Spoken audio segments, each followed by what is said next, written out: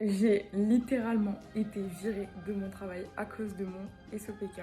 Je vous ai fait une petite story sur Instagram pour vous demander quel sujet de vidéo vous intéresserait et vous avez été nombreux à répondre à la story time de pourquoi j'ai été virée de mon travail.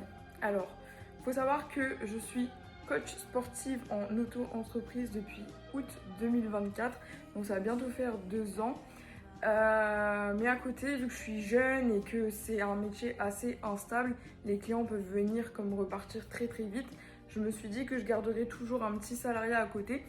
Donc ce que j'ai fait, c'est que je suis partie dans la restauration. Je ne citerai pas le nom de l'entreprise pour pas porter préjudice, mais je veux juste partager mon expérience et expliquer pourquoi c'est complètement désolant de faire ça. Et c'est vraiment un manque de respect. Si on est un minimum humain, c'est vraiment... c'est pas humain en fait de faire ça, tout simplement.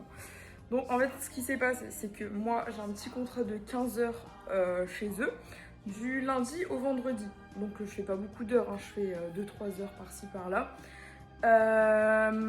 Faut savoir que là, mon SOPK a un peu empiré, ça devient compliqué.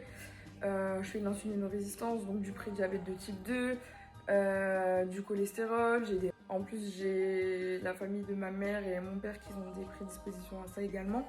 Mais mon SOPK fait que ça aggrave un peu les choses. Et en plus de ça, je rentre en parcours PMA parce que je suis infertile.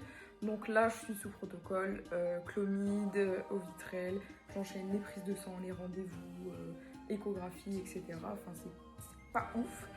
Donc ce que j'ai fait, c'est que je suis gentiment allée voir la secrétaire de l'établissement parce que le directeur n'est jamais là.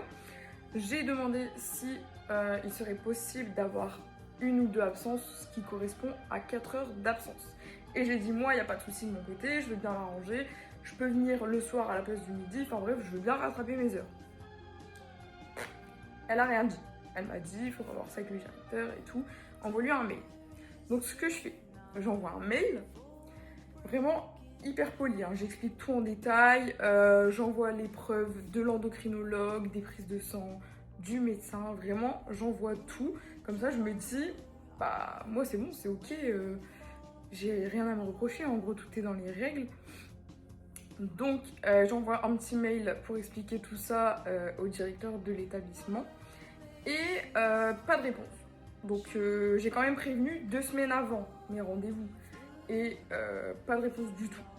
Et là, c'était quand? Alors attendez, c'était la semaine dernière, je crois que c'était jeudi dernier. Donc jeudi dernier, j'étais en plein milieu du service et puis là le directeur il arrive parce que comme je vous ai dit il n'est pas tout le temps là.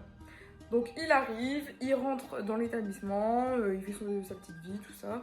Et au bout d'un moment, il vient, il m'appelle, il me dit Nina, tu pourrais venir dans mon bureau. Donc je lui dis j'y vais. Et vraiment je m'attendais pas à ça, je m'attendais juste à ce qu'il me réponde à ma question ou qu'il trouve un arrangement au niveau de mes absences. Et là, il me dit écoute, tu fais du très très bon travail, on est très content de toi. Donc je me dis ah bah top et tout, il me fait un bon retour, c'est cool. Et là, d'un coup, la claque, mais vraiment la claque. Il me dit donc je fais du très bon travail, mais on veut pas garder une personne malade au sein de notre établissement, c'est pas ce qu'on recherche. Tu vas avoir beaucoup d'absences. Je lui dis oui, ok, je sais, je vous ai prévenu 2 semaines avant, je vais avoir quelques absences. 1 ou 2 heures par-ci par-là dans le mois. Et en plus, je préviens 2 semaines avant. J'envoie justificatif comme demandé. Et là, il me dit clairement, ça peut être possible. On fait pas les plannings comme ça à la carte. Écoute, ce qu'on va faire, c'est qu'on va te faire virer. Donc, je suis virée le 26 mars, donc jeudi prochain. Comment vous dire? J'étais sur les fesses, mais vraiment. Je lui ai dit, mais écoutez, monsieur, déjà, je n'ai pas demandé à être malade, c'est pas de ma faute. Et en plus, je suis arrangeante, j'essaye de trouver des solutions, je veux bien faire mes heures plus tard. Enfin, bref.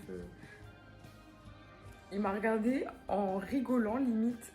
Et il m'a dit, c'est pas grave, tu trouveras mieux. Bah, ok, cool.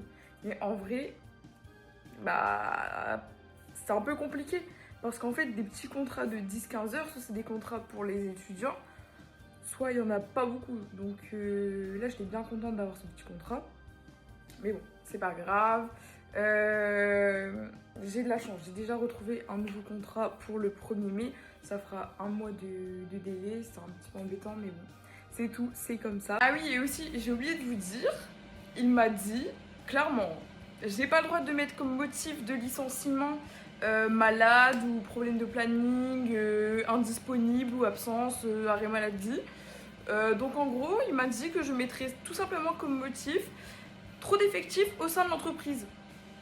Pourquoi tu m'as recruté s'il y a trop d'effectifs dans l'entreprise? Enfin, je sais pas, un petit peu de logique quoi. Les gens qui sont pas du tout humains sur cette terre et qui comprennent rien. Voilà, des gros bisous.